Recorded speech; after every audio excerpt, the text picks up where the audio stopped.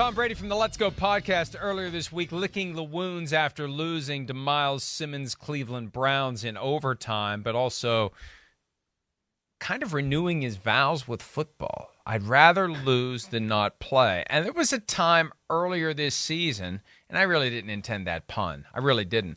There was a time earlier this season where it seemed like a foregone conclusion that Brady was done this year, and maybe Aaron Rodgers is done this year. And now, we already talked about Aaron Rodgers and the 60 million reasons he has to continue playing. It's starting to feel like Brady's going to keep going, doesn't it? Yes, it does. I mean, he's still a good quarterback. He can still deliver the ball. There have been a lot of weird issues that have happened there with Tampa Bay, and for whatever reason, he and Mike Evans sometimes just don't seem like they're on the same page, for instance. But it's not like he is a bottom third quarterback in football, even at the ripe young age of 45. So I can certainly see him continuing to play. I mean, even especially when he says I'd rather lose than not play at all. Man, that's something. It really is something, because he hasn't done much losing ever in his career. And it was the first time ever that, and I can't remember the specifics, but something like having a 7-point lead in the final 2 minutes. Yeah. Something like that, where he lost the game. And it had been 2-18-0 before that game on Sunday in Cleveland. And really, we've talked about Russell Wilson, Aaron Rodgers, and Tom Brady so far this show. Russell Wilson's the worst of the three right now. And it's not even close. So he's going to keep playing next year. There's not even a thought about whether or not he's going to retire. So why are we thinking that the other two would do the same when it's all they know? And especially Brady, it's all he knows for more than half of his life, literally. The NFL is all that he knows. All right, we're going to do scale of 1 to 10 with some of the division leaders right now. And we'll start with the NFC South, the worst division in football. No one is at 500, much less above 500. What is your confidence level? The Buccaneers, currently at 5-6, will hold the lead and win the division. Myles, scale of 1 to 10, with 10 being the most, 1 being the least. 9.5, because none of the other teams in that division inspire any confidence in me that they can eventually overcome Tom Brady and the Tampa Bay Buccaneers. The Bucs are going to win that division at 9-8. 8-9, 7-10, perhaps 10-7. I don't know if they're going to get 10 wins, but whatever it will be, the Buccaneers are going to be the team left standing at the end, and they will host a playoff game, whether it's the Cowboys, if they end up as the 5 seed, the Giants, maybe they still end up as the 5 seed. If the Eagles falter a little bit, maybe they have to go back and play Tampa Bay like they did last year. But look, the Buccaneers are going to win that division. There's just nobody else that inspires any confidence in me, except for maybe the Panthers. If they keep playing as they're playing under Steve Wilkes, perhaps. But the Falcons, no, I'm sorry. No. And the Saints, nah. It's just not happening for them.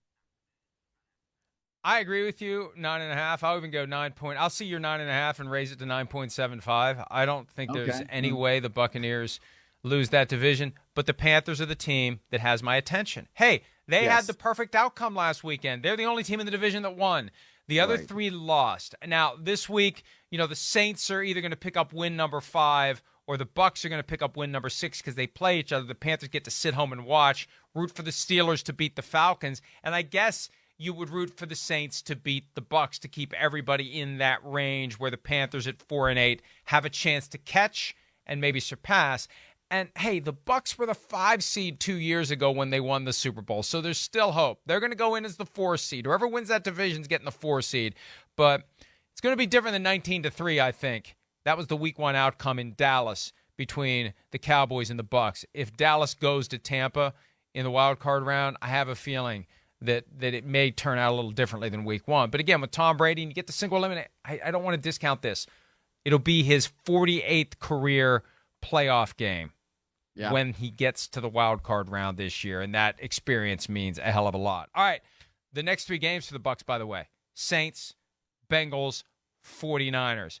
Not an easy road, and I may not have the order 100% accurate, but I ended with the 49ers because our next division is the NFC West. What is your confidence level that the 49ers will hold their current lead? They're at 7-4.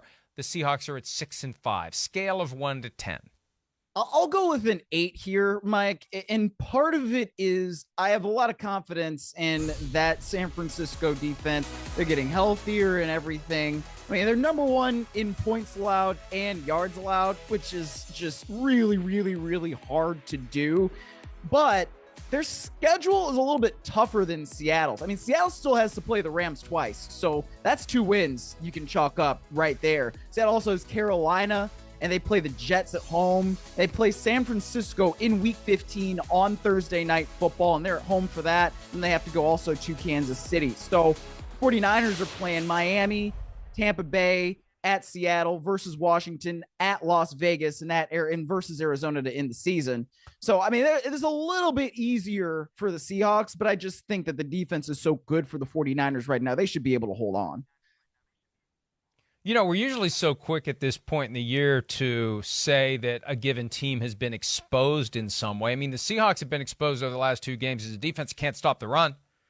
They couldn't do it against the Bucs, and they definitely couldn't do it against the Raiders. So we have found their weakness, and I think that teams are going to continue to exploit that as often as they can as we get to the final games of the season. I'll just agree with you. I'll say 8. And the reason that I wouldn't go higher, the thing about the 49ers, you got to worry about guys getting hurt because of that phenomenon where they're constantly active. That mentality that causes you to run through a wall sometimes gets you injured by the bricks as you are running through the wall.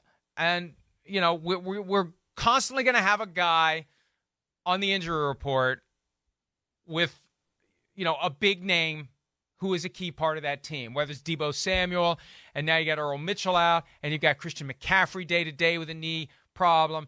And, hey, if the other team isn't going to score any points at all, it doesn't matter. And maybe that's what these 49ers are becoming, like the 85 Bears before our eyes, where you just don't need to worry about the offense at all because the defense is going to completely throttle each and every opponent. It's amazing to see, but that's the ultimate antidote to Jimmy Garoppolo-itis. Have a defense that is so crippling, not even Garoppolo can screw things up. Yeah, I guess that's true. I mean, they haven't allowed a second half point since that game against the Chiefs back in Week 7. So that tells you a lot about where they are and that potential for that defense and how good it is, you know? Great test this week, too, with the Miami Dolphins coming to town. What a great game this week. Yeah, it is a 49ers, Dolphins, Kyle Shanahan, Mike McDaniel, that great offense against that great defense. It's shades of Bears-Dolphins from 1985, although it won't have nearly the same hype because it's probably tucked into the late afternoon window somewhere. All right, let's talk about the Dolphins. Too, AFC East. Yeah. When the game ends, don't watch Red Zone. If it's the only game left, you aren't going to see it on Red Zone. All right, confidence level, the Dolphins will continue to hold their lead in the AFC East. They are 8-3. The Bills are 8-3. The Jets are 7-4, and the Patriots are 6-5. It really is something to behold.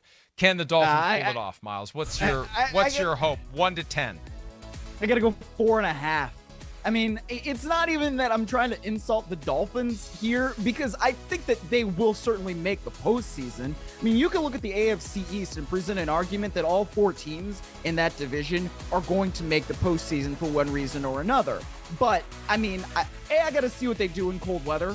And 4 of their last 6 games in the Dolphins are on the road. So, you know, I mean, we'll see what they do at San Francisco. They're going to be at the Chargers next week on Sunday Night Football, so that's going to be fun. I'll hopefully be able to go to that one. But then you got the Bills, and the Bills are still a juggernaut too, you know? So we'll see what Miami does at Buffalo in cold weather. I mean, I got to give advantage to Buffalo on that one just because they're good and they're at home. So I don't know that Miami's going to be able to hold on, but I do think they'll make the postseason.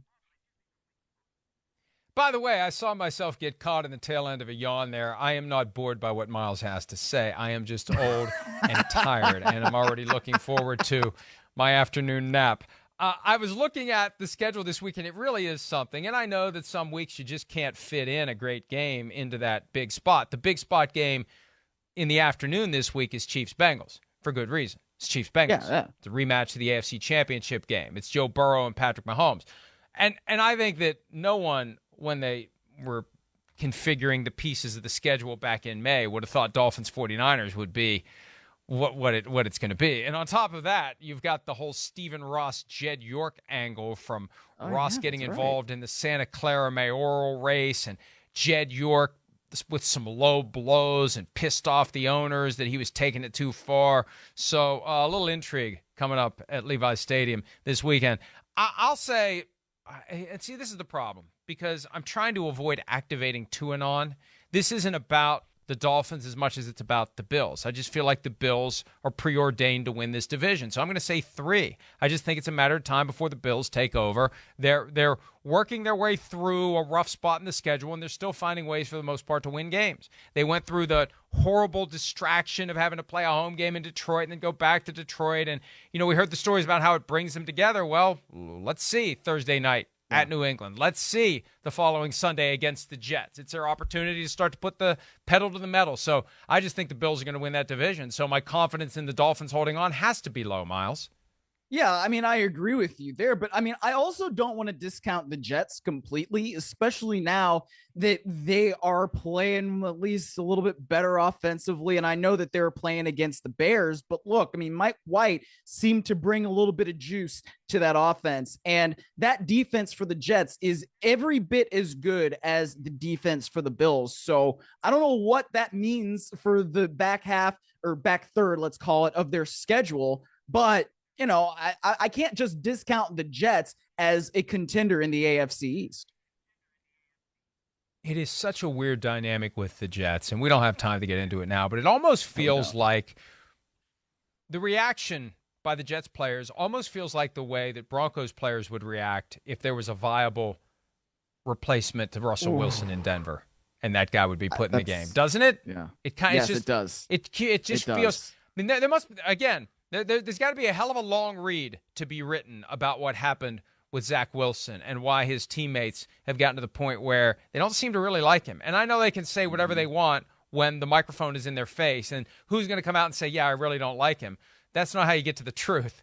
I just feel like the actions speak louder than words, and the way they respond to Mike White may tell you everything you need to know. All right, one more division, the Ravens, AFC North, after blowing a 9-point lead to the Jaguars and losing late in the game on a 2-point conversion, followed by a missed 67-yard field goal. Oh, how dare you miss a 67-yarder? But hey, Justin Tucker, maybe he can make it. 7-4 are the Ravens now. The Bengals have caught them at 7-4, and there are the Browns and Steelers at 4-7. What's your confidence level that the Ravens can fend off the Bengals? I assume they don't have to worry about the Browns and the Steelers, but who knows? They still have to play the Steelers twice. Yes, they do have to play the Steelers twice. And when, those two teams get together, it's a classic NFL rivalry. Throw out the records, right? My confidence in the Ravens winning that division is very low. I call it 1. Lower, way lower than Miami, because they can't hold leads against good teams, or in the case of the Jaguars, against not great teams, right? So why in the world would we feel like they can do that in terms of their hold on the division? They're not the same Ravens that we're used to, where they play excellent defense and they close out games. And the other part of this is how good the Cincinnati Bengals have been over the last few weeks. They are finding themselves. They're going to get Jamar Chase back. They're going to get Joe Mixon back. I think that they're probably going to beat the Chiefs this weekend at home. And look, you can say whatever you want about Baltimore, but it also is about how good that Bengals team is. And they're slipped under the radar, but they are still the defending AFC champions. And you know what? They've improved their pass protection. They did a good job of that against Tennessee. And I just see them continuing to come on. And I really think they're going to win that AFC North. Given that you are a Cleveland native who was in your formative football years when the Browns moved to Baltimore and became the Ravens, and of course you hate the Steelers because you're a Cleveland guy, when the Ravens and Steelers play, who do you root for? The Steelers. The Ravens shouldn't exist, at least as the franchise that they are. Oh boy. All right. You're triggering me and pulling open a Band-Aid. The Ravens should have been an expansion team, and the Browns organization should have stayed in Cleveland. But that's, now 20 some odd years ago, but I still feel that way. But I would much rather, I would rather watch the Steelers win every single time. And some Cleveland people don't like that when I say that, but I don't care. No, never the Ravens. Hi, it's Mike Florio. Thanks for watching PFT on YouTube. Hit subscribe for the latest news and analysis from Pro Football Talk.